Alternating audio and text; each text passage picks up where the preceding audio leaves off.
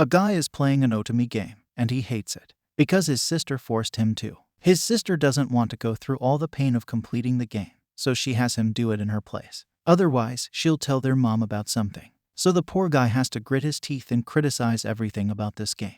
It's a dating game with monster-slaying RPG elements as well as sci-fi mecha-powered suits. It's all over the place. He plays for days and nights until he has 100% completion. By that time, he is hungry and decides to go out to get some food. He got so dizzy that he fell down the stairs, breaking his neck. Next thing he knows, he is reincarnated in a game. He finds himself as the third son, Leon Fu Bartford. However, he realizes that the setting is the same as the otome game. His father is a mistress to Lady Zola, and all men and their sons are ostracized and forced to live in the backwaters of the country. Hence his sister gets to live away lavishly, as women hold absolute power here. 10 years have passed, and Leon is shocked that Zola is going to marry him off to some old broad whose husbands all died in war. This is the only way he'll get to go to the academy for further education. Leon declines, but she'll force him to be a soldier, and he'll die on the battlefield. Once Zola leaves, Leon asks his father for a favor, and the following day, he takes a boat to a place where the otome game's protagonist used it in her storyline. Soon, Leon is caught in a maelstrom that transports him to an island with an old abandoned ship. It was convenient of him to take the identity of a dead researcher and use his ID to activate everything. It looks like everything is still working. Then Leon encounters a guard robot. A battle ensues between the two, and when Leon is caught by the robot, it asks him what year it is, and Leon's response confirms that the battle was lost. The robot details that a new breed of humans capable of using magic won a war that destroyed an old civilization.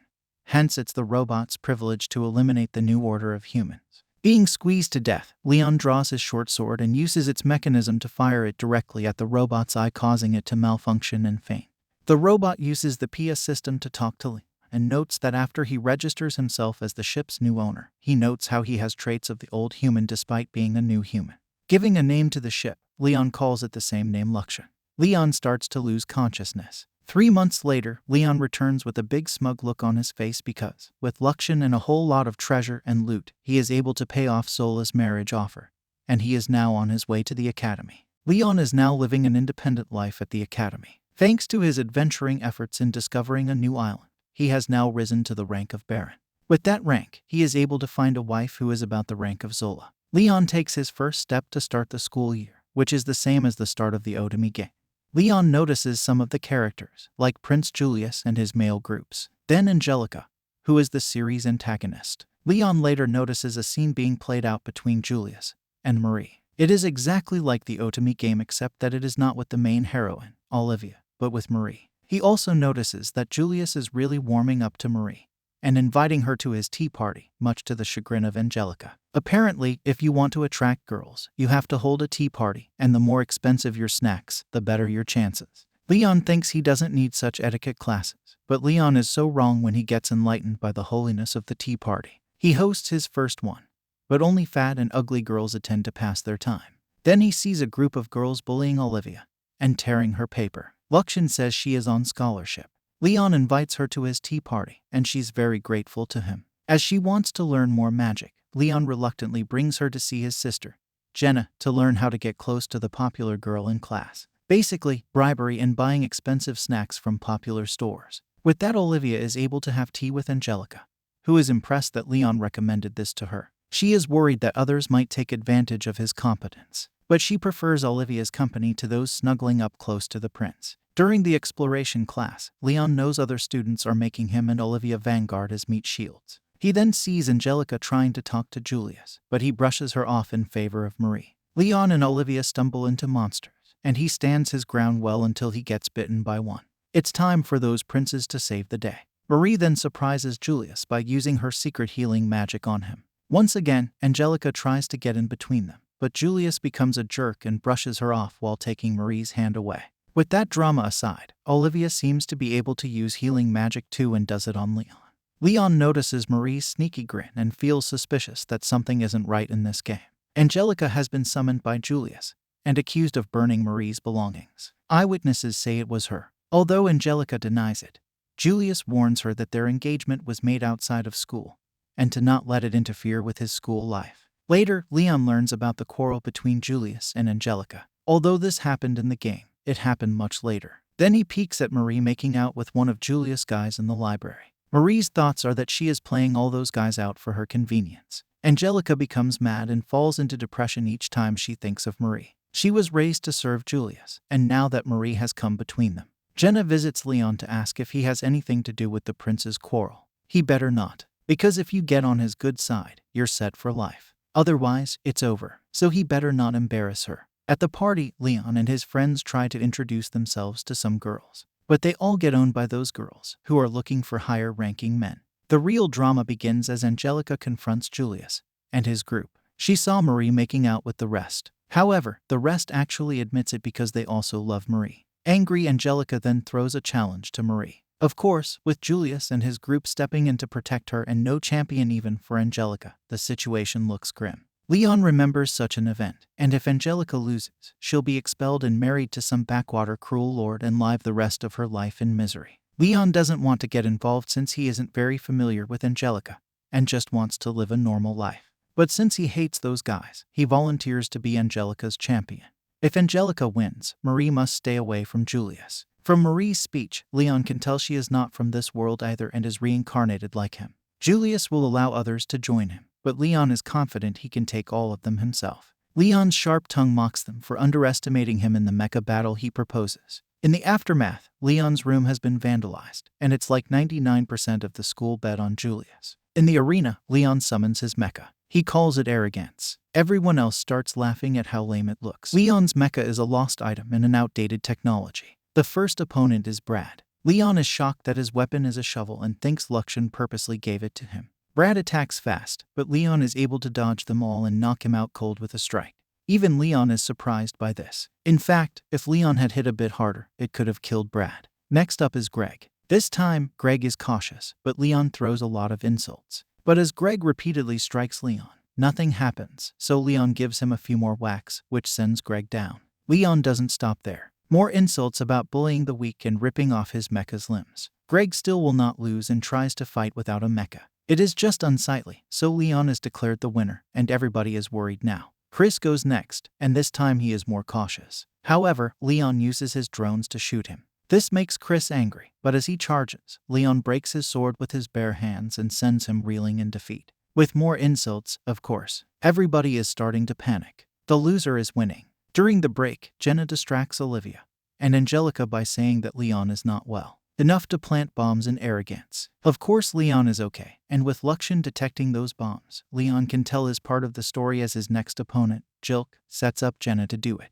So when the match begins, the explosives go off, but Leon is okay. Jilk gets very worried and starts threatening Leon's life. He made that dumb mistake, and now Leon has recorded it. Jilk goes straight at him in his panic and gets hammered down. There's nobody left to protect the prince. The people are horrified at the turn of events, even more so Marie. She realizes that all of them are actually weak and will eventually lose. It is hinted she let her brother clear the game for her. Before the last match begins, Leon is asked for his opinion about Olivia, to which he responds that he doesn't have one. With that, the final duel begins. Julius complains about being born into royalty, and says that Angelica is one of those women who does not see the real him. Of course, Leon has to laugh at that since his own predicament was worse. In fact, Leon admits he loves looking down on and belittling people like them. This made Julius announce he would rather die than have Marie taken from him.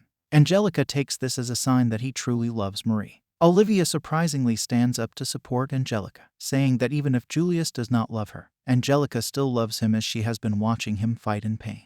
However, Julius doesn't call that true love but just imposition. He doesn't want to see her again. Leon suggests Julius order him to lose if he wants to protect Marie. This time Leon tries to seriously warn that doing this antagonizes Marie's family and will threaten his status. Julius doesn't care for all that. All he needs is Marie. With that, Arrogance blasts a powerful one to knock him out and shatter his mecha. Leon wins. All the losers who bet all the money on the prince are angry, and they hate Leon, but this is within his expectations since he wants to leave this academy. Angelica goes to see Julius and still maintains she loves him. However, as he points out, she knows nothing about him, not even his favorite food. Marie knew all that, and that's why he fell for her. Because he cannot love Angelica, she finally gets the painful hint and leaves. Leon speaks to Angelica's father and makes a deal for his and his family's lives to be spared. He is willing to relinquish all his titles and pay this huge sum. Of course, this is all part of his plan to escape this wife-hunting academy, so he lies and claims he did it all for the kingdom.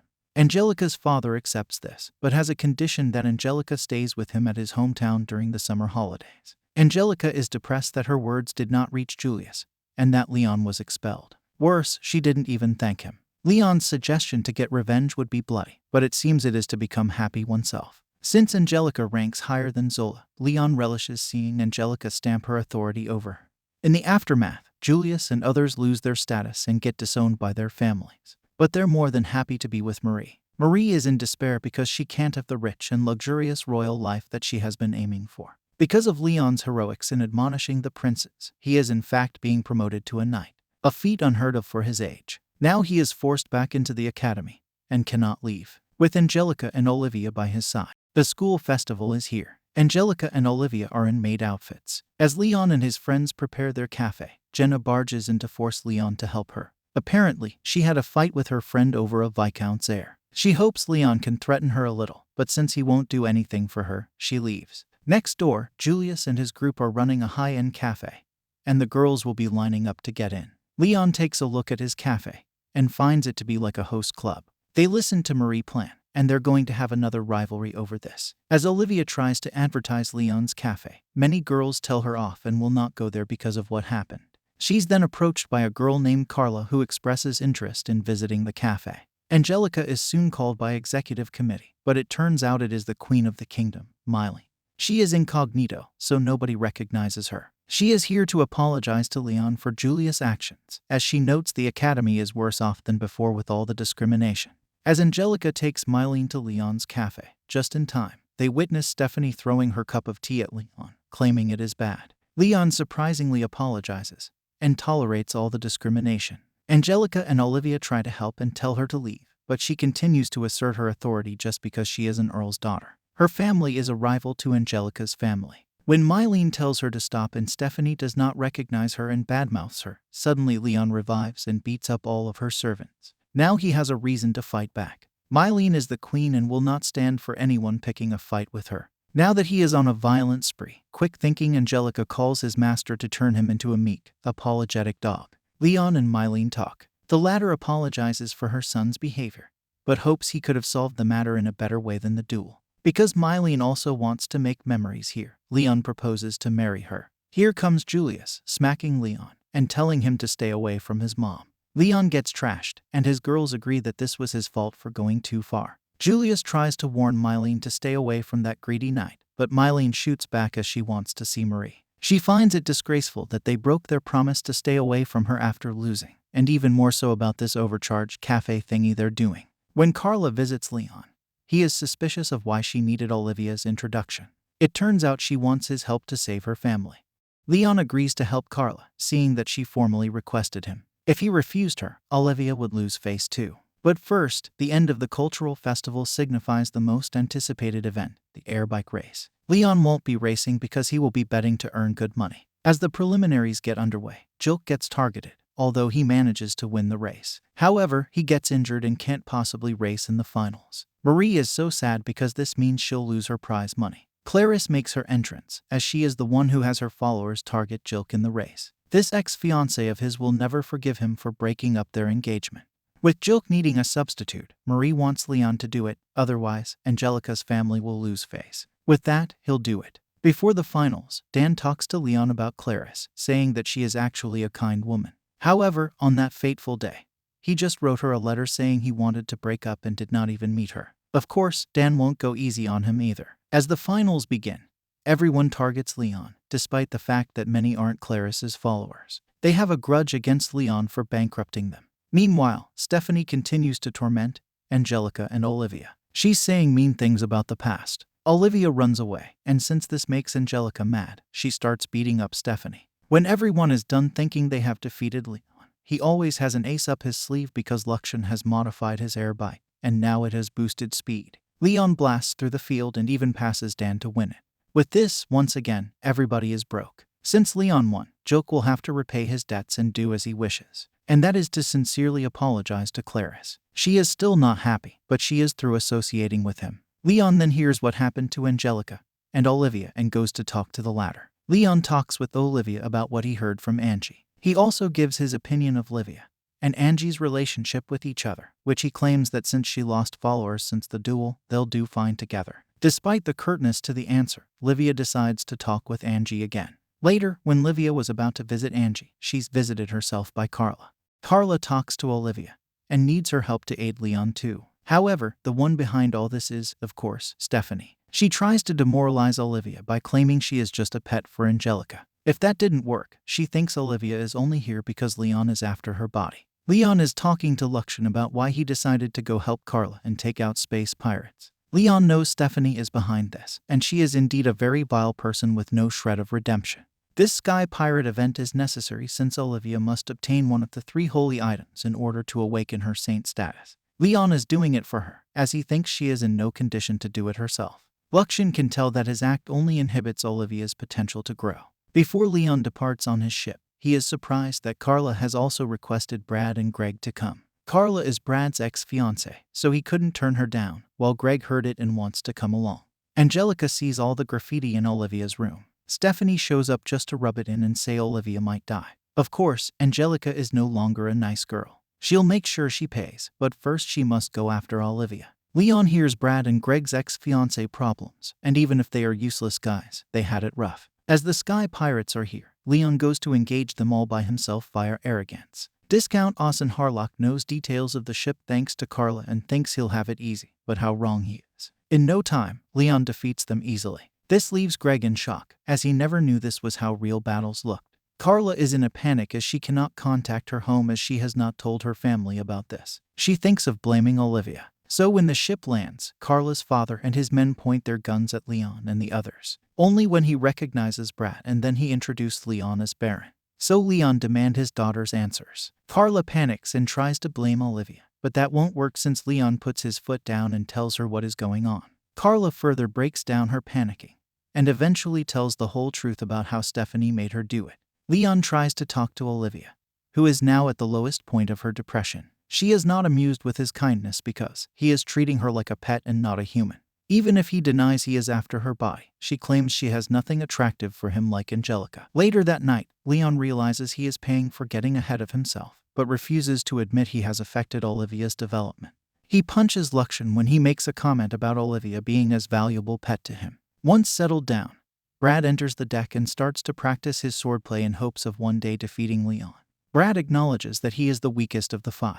Even when they spar, Leon easily beats him. Leon's next plan is to head to the pirates' base since he needs to get the holy necklace. Suddenly, the Sky Pirates are here and they're going to attack. Brad and Greg plead to help, and although they know they'll get in his way, they still want to do what they can. Olivia, as usual, is depressed, wondering why she said mean things to Leon, who did so much for her. The pirates attack, and Olivia heads out. She is going to get kidnapped by the pirate boss. Brad and Greg try to help her, but they are too weak to even do anything. With Leon to the rescue. He knows he doesn't like where this is going, but he still has a role to play. Leon becomes a savage as he tears down the pirate boss. Even when he pleads for mercy, Leon will not accept his surrender and try to kill him. Only when he got the holy necklace, Leon finally stopped. In the aftermath, Livia heals an injury on Brad's right arm, which surprises him as she has the same healing capabilities as Marie. Leon then enters the scene and tells Greg that Olivia healed Brad and needs some help taking him inside. As Greg and Leon do this, Livia tearfully thinks she wishes Leon would have called her Livia. Inside his room, Leon admires the treasure he procured from the pirates and is delighted to find out that documents were found that tie Stephanie to the Sky Pirates. Later, both Brad and Greg learn that they're not only taking credit for taking down the pirates, but also the bounty too. Leon also submitted a notion for their respective families to reconsider their disinheritance. Talking with Luxian on the ship's deck, Leon lays out his thoughts on the past event and how he'll return to being a simple mob character. This plan, however, is ruined when Brad and Greg submit a notion to the Queen to have Leon promoted from upper 6th to lower 5th. To make matters worse, Bernard Fiatli sends Leon a letter thanking him for helping his daughter Clarice. Bernard rewards him with a new air bike, and when he graduates, he'll be promoted to upper rank 5th, which has Leon completely distraught.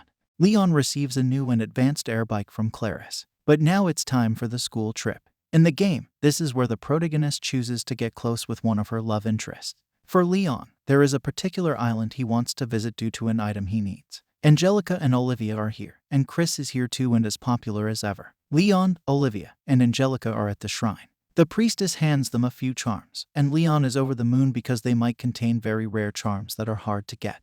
While the ladies get some elemental blessing talismans, Leon gets some war fortune charms that increase his combat abilities and physical attributes. The next day, as Chris is about to challenge Leon, the whole ship is on alert as monster flying fish are approaching. From their crest, they belong to the Phanos dukedom. They were once part of the kingdom, but it declared its independence. However, this event is not supposed to happen until the end of the game.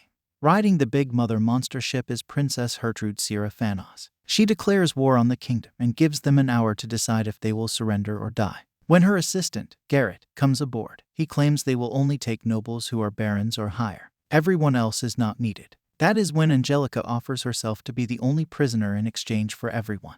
Olivia and Leon try to stop this, but get held back and beaten up by their own fellow students. When Angelica sees Gertrude, the latter claims she will attack and kill everyone because it's a pity that only 2 of her friends stood up for her. Chris then talks to Leon about how everyone will be killed on this ship.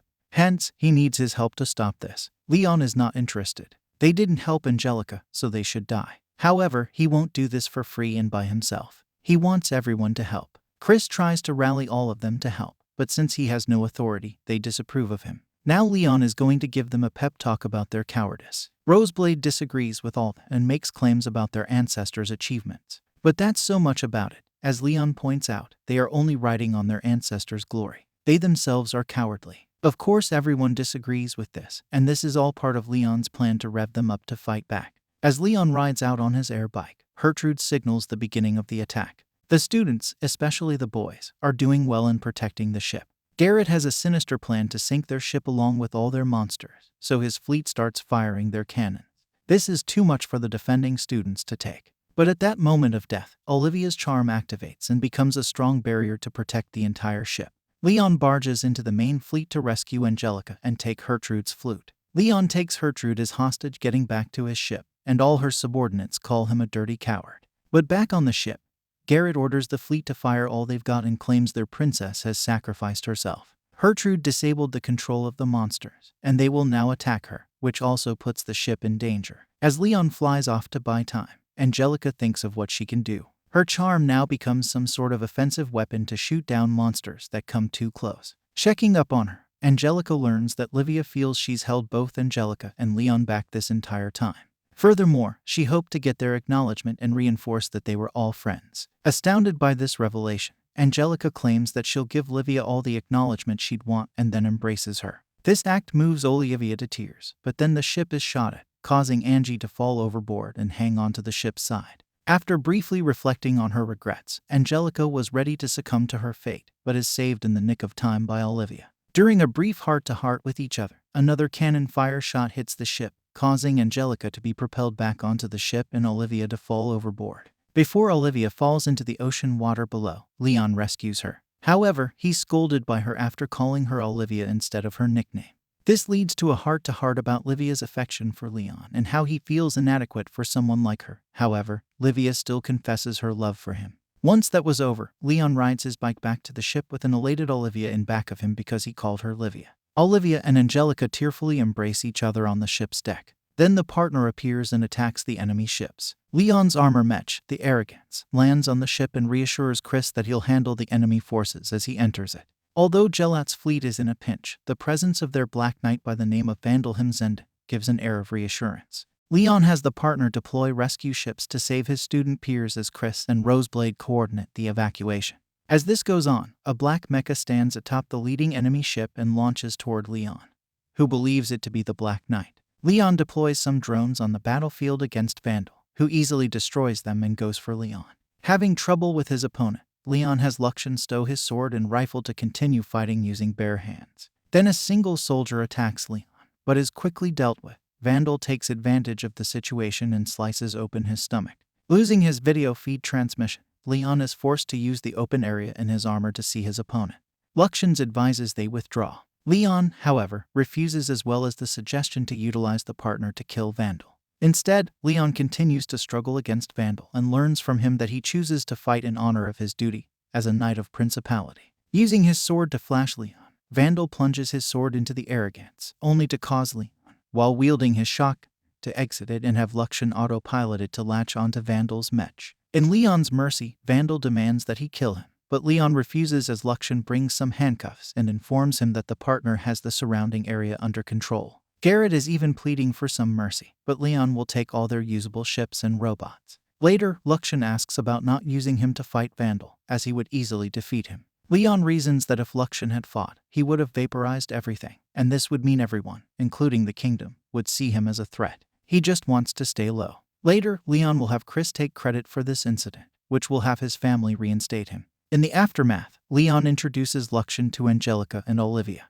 But now a more pressing issue arises as the princes have created a robot and are going to duel Leon again. Marie is not impressed. Leon accepts this so he can lose, because he realizes Olivia is too good for them, and if they want to be with Marie, so be it. They let Greg pilot it as he went on the offensive. Leon would certainly love to lose had Luxian not warned him that Greg's mecha is going to explode due to all the parts being put together haphazardly. Leon wins by destroying the armor to save Greg's life. And just like that, Leon's misery returns, and Marie is sad that her money went down the drain. Now Leon is being awarded a special medal for capturing Gertrude and being promoted again. Marie is also not impressed, as she vows to acquire all the Saint's remaining items and become the protagonist. Later, Olivia hints to Leon that she hopes to hear his answer one day. This makes him think he needs to make his resolve stronger. Despite wanting to be a mob, he still wants to be with Angelica and Olivia.